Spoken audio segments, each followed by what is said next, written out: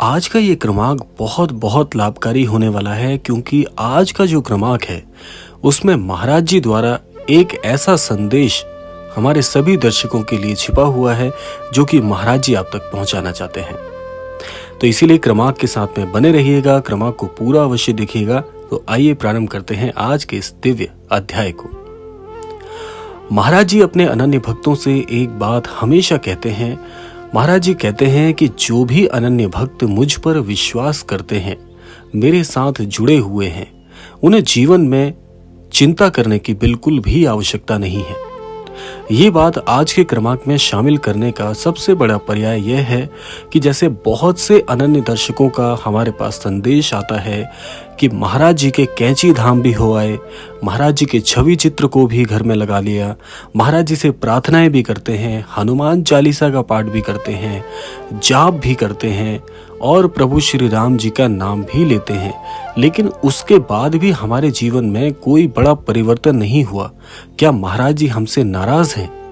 इस तरह के बहुत से प्रश्न, बहुत से संदेश हमारे तक आते हैं। तो आज का क्रमांक मुख्यतः इसी पर आधारित है। महाराज जी एक बात कहते हैं कि जो इस समय वर्तमान में चल रहा है, मनुष्य की जो बुद्धि है वो केवल इसी प्रकार से नियत की गई है कि आपका जीवन वर्तमान में घटित होने वाली सभी घटनाओं पर आधारित है। महाराज जी एक वाक्य कहते हैं जो कि अपने आप में बहुत चमत्कारिक है। महाराज जी कहते हैं कि मनुष्य भविष्य की बहुत सी योजनाएं बनाता है, लेकिन मनुष्य यह नहीं जानता कि अगले ही क्षण क्या होने वाला है। तो इसीलिए महाराज जी इस ओर इंगित करते हैं कि भविष्य के लिए बहुत सी योजनाएं बनाने की बजाय जो आज आप ये छोटे छोटे हंसी के पल, खुशी के पल खो रहे हैं, इस ओर आपका ध्यान भला क्यों आकर्षित नहीं होता?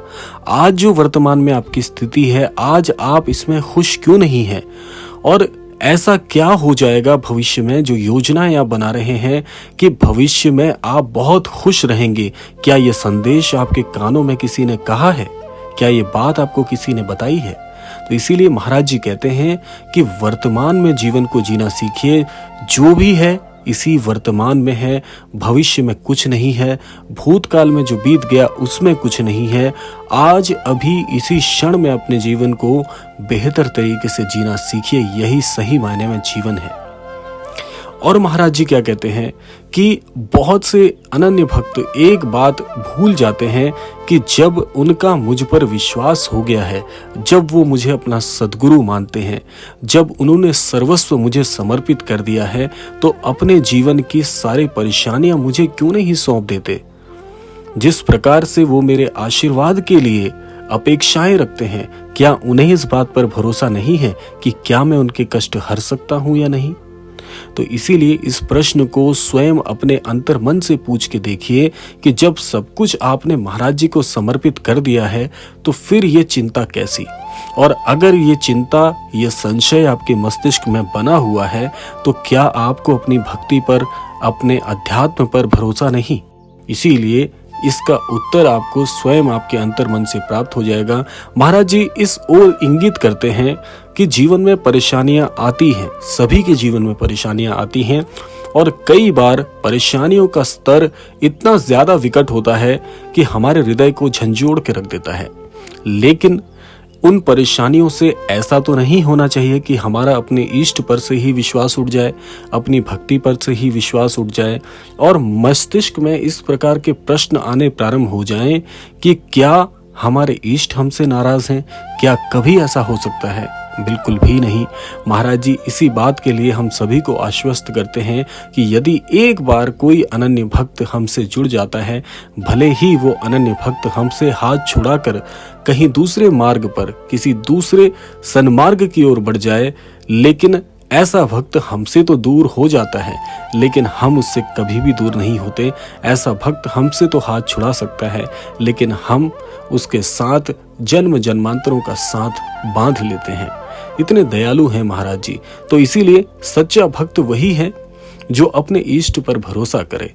और ऐसा महाराज जी ने बताया है कि जब भी जीवन में कोई कष्ट आता है, कोई परेशानी आती है, तो आप अपने आध्यात्मिक अभ्यासों को बढ़ा दीजिए। जैसे कि अगर आप श्री हनुमान चालीसा का पाठ करते हैं तो कष्ट की स्थिति में आप जितना भी पाठ करते हैं, जितना भी नाम जाप करते हैं, जितना भी ईश्वर का नाम लेते हैं, उसे कई गुना बढ़ा दीजिए। क्योंकि जाप करने से, चालीसा पाठ करने से, अपने इष्ट का नाम लेने से हमें बहुत बहुत शक्ति मिलती है, मन को प्रबलता मिलती है और हमारा अपने इष्ट पर विश्वास मजबूत होता जाता है। तो इसीलिए जब परेशानियां बड़ी हों तो उसके निवारण के लिए उसके जितने भी अभ्यास होने चाहिए वो भी तो बढ़ जाने चाहिए। इसीलिए आप जो भी अभ्यास करते हैं, चाहे आप नाम जाप करते हो, चाहे चालीसा पाठ करते हो, या जो भी आपकी पूजा अनुष्ठान की विधि हो, उसे और ज्यादा संलग्नता से करना प्रारंभ करिए। क्योंकि समय तो परिवर्तनशील है। अगर आज दुख है तो ये दुख धीरे धीरे सुख में परिवर्तित होगा, इसमें कोई भेद नहीं है। क्योंकि हम इंसान भेद कर सकते हैं लेकिन समय कभी भेद नहीं करता, कर्म कभी भेद नहीं करते। जो आपने बोया है वो आपको काटना ही पड़ेगा। अब फसल आपको तय करनी है कि आप कौन सी फसल बोते हैं। तो इसीलिए कर्म अपनी जगह है, आध्यात्म अपनी जगह है, विश्वास अपनी जगह है और समय का क्रम चक्र भी भिन्न है। तो इसीलिए ये सब कुछ जीवन में आते रहेंगे, लेकिन सही मायने में व्यक्ति वही है जो अपने उसूलों पर, अपने नियमों पर और आध्यात्म के सन्मार्ग की ओर चले। और यही महाराज जी सिखाते हैं कि हमेशा विजित वही होता है, जीत ऐसे ही व्यक्ति की होती है जो अड़िग रहकर सन्मार्ग के ओर चलते हैं और साथ साथ में जीवन को हमेशा एक नई सीख के साथ बदलना जानते हैं। तो इसीलिए महाराज जी की जितनी भी शिक्षाएं हैं उनका अनुसरण करते हुए जीवन में आगे बढ़ते चले जाइए।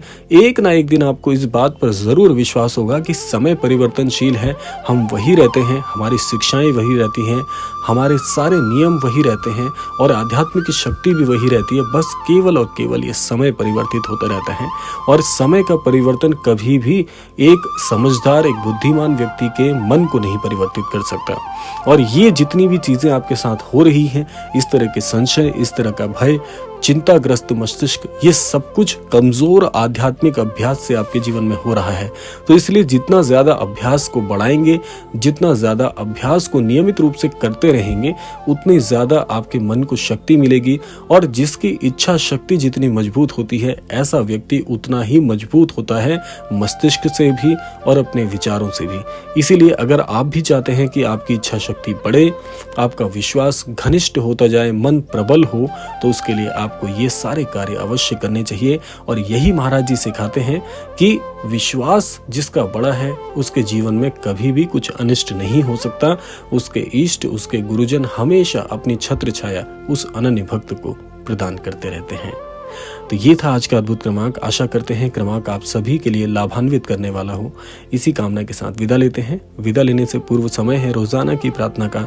यही प्रार्थना करना चाहूंगा कि श्री महाराज जी सभी को सन्मति और सद्बुद्धि की प्राप्ति कराएं। इस संपूर्ण सृष्टि का, इस संपूर्ण लोक का कल्याण हो। इसी कामना के साथ विदा लेते हैं। मिलते हैं अगले क्रमांक में। तब तक के लिए जय श्री राम, जय गुरुदेव, जय उत्तराखंड।